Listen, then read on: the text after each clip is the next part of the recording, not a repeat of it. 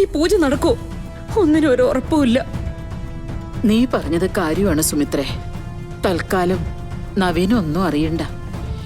എല്ലാം അതിജീവിക്കാനുള്ള കരുത്ത് ദൈവം ഗാതമോൾക്ക് കൊടുക്കട്ടെ. കണക്കുകൾ അനുസരിച്ച് നാഗപഞ്ചമി ദിവസം അതിജീവിക്കാൻ വളരെ ബുദ്ധിമുട്ടാണ്. തിരുമേനി എന്താ പറയുന്നേ? സർപ്പശാപം അനുഗ്രഹമായി മാറ്റിയെടുത്ത കുട്ടിയാണ്. ആ കുട്ടി തന്നെ ഈ മരണഭയത്തെയും മറികടക്കണം, മനസ്സുകൊണ്ടും ശരീരം കൊണ്ടും. പ്രത്യേക പൂജകൾ നടത്തണം. ആയിക്കോട്ടെ. പൂജ തുടർന്നുകൊണ്ടിരിക്കുന്നതിനിടയിൽ പാതിരാ മാറി പുലർവെട്ടം വീഴുകയാണെങ്കിൽ ഈ ജാതകക്കാരിക്ക് ദശാസന്ധികൾ ഒന്നും തന്നെ ബാധിക്കുന്ന പ്രശ്നമില്ല എന്നാ കാണുന്നത്. തിരുമേനി, കർമ്മങ്ങൾ എത്ര തന്നെ ആയാലും നടന്നോട്ടെ. ഒരു വിരോധവും ഇല്ല. അവരുടെ ജീവനും അതിന്റെ രക്ഷയുമാണ് എനിക്ക് വേണ്ടത്. എല്ലാം നന്നായി നടക്കട്ടെ. നാഗങ്ങളുടെ പരീക്ഷണം വീണ്ടും വീണ്ടും ഉണ്ടാകുമ്പോ അത് നിഷേധിച്ച് സംസാരിക്കാൻ ശീലിക്കണ്ട. ഓർത്തോളൂ, നാഗപഞ്ചമി ദിവസം അർദ്ധരാത്രി കഴിഞ്ഞ് പുലർവെട്ടത്തിന്റെ ആഗമനം സംഭവിച്ചാൽ മാത്രമായിരിക്കും ആ പെൺകുട്ടിക്ക് തുടർന്നങ്ങോട്ട് ജീവിതമുണ്ടോ ഇല്ലയോ എന്നതിന്റെ മറുപടി.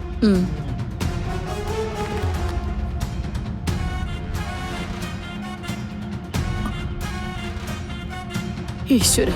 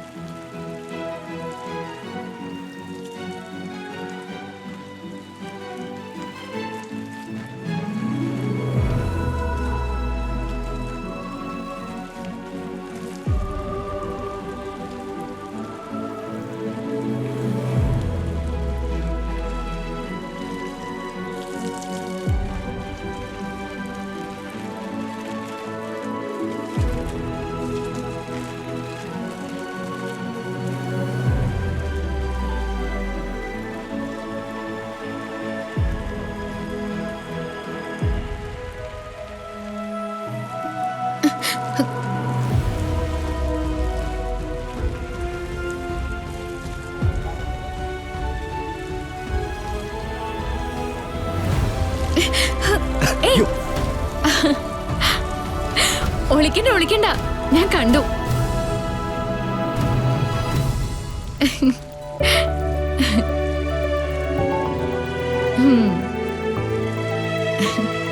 ഇത് എന്താ ഇത്? ഓഫീസർക്ക് ജോലിയൊന്നുമില്ലേ? മുഴുവൻ നേരവും എന്റെ കൂടെ ഒന്ന് കൂടിയിരിക്കുകയാണല്ലോ. ഇനി മുതൽ ഇതാണ് ഉദ്ദേശം, ഫുൾ ടൈം തന്നെ. അതേതായാലും നന്നായി. അപ്പൊ ഓഫീസും അവിടെയുള്ള ജോലികളൊക്കെയോ? അതൊക്കെ കുറെ കാലം കഴിഞ്ഞിട്ട് നമുക്ക് ആലോചിക്കാം. തൽക്കാലം നമുക്ക് രണ്ടുപേർക്കും കൂടെ ഈ ചെടികളൊക്കെ നനച്ചാലോ? രണ്ടുപേർക്കും കൂടെ ചെയ്യാനുള്ള ജോലിയൊന്നും ഇവിടെ ഇല്ല. പിന്നെ അത്രയ്ക്ക് നിർബന്ധമാണെങ്കിൽ നവീൻ ഇത് ചെയ്തോ, ഞാൻ വേറെ എന്തെങ്കിലും ചെയ്തോളാം. അങ്ങനെ തനിച്ച് ജോലി ചെയ്യുമ്പോ അതിലൊരു രസമില്ല. തൽക്കാലം എന്താ, നമുക്ക് ഓരോ ചെടിക്കും ഇങ്ങനെ വെള്ളം ഒഴിച്ചങ്ങ് പോവാം.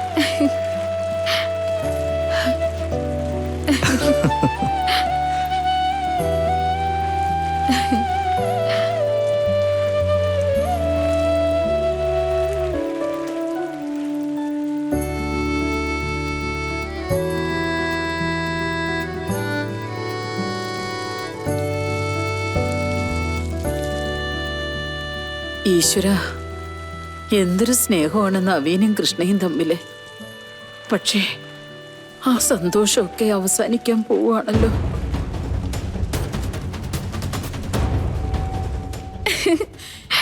എന്തിനാ എന്റെ കുഞ്ഞുങ്ങൾക്ക് ഇങ്ങനൊരു വിധി?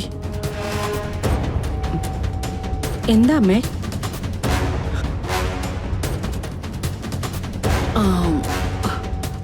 നവീന്റെയും ഗാഥയുടെയും സന്തോഷം എന്നേക്കുമായിട്ട് അവസാനിക്കാൻ പോവുകയാണെന്ന് അമ്മ പറയാൻ കാരണം എന്താ?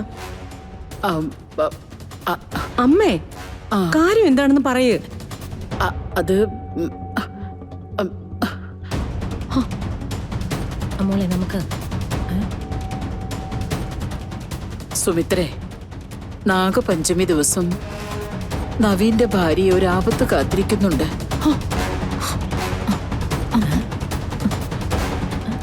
നാഗപഞ്ചമി ദിവസം ആ കുട്ടിയുടെ ജീവന് ആപത്ത് സംഭവിക്കാൻ സാധ്യതയുണ്ട്.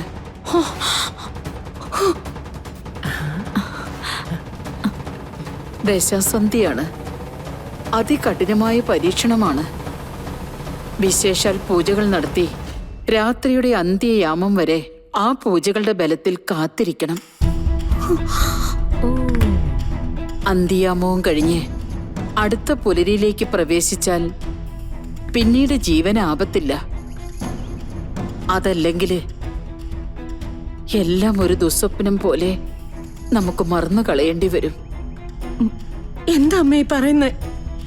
ഇനി ഗാഥമോളെ നമുക്കങ്ങനെ മറന്നു കളയാൻ പറ്റുമോ? അമ്മയ്ക്ക് പറ്റുമോ? എനിക്ക് പറ്റുമോ? നവീനെ കൊണ്ടാവോ?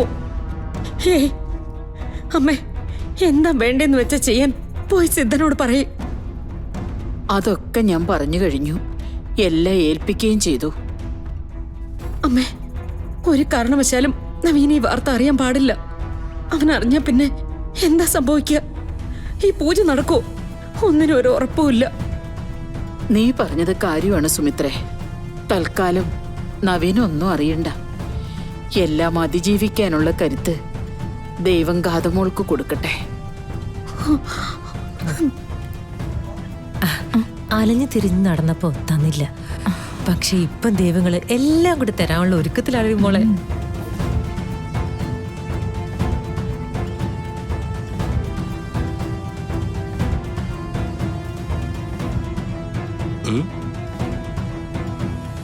അതൊന്നും എടുത്ത് കെട്ടു. അത് കട്ട് ചെയ്താലേ മുറുകെ കെട്ടാൻ പറ്റുള്ളൂ.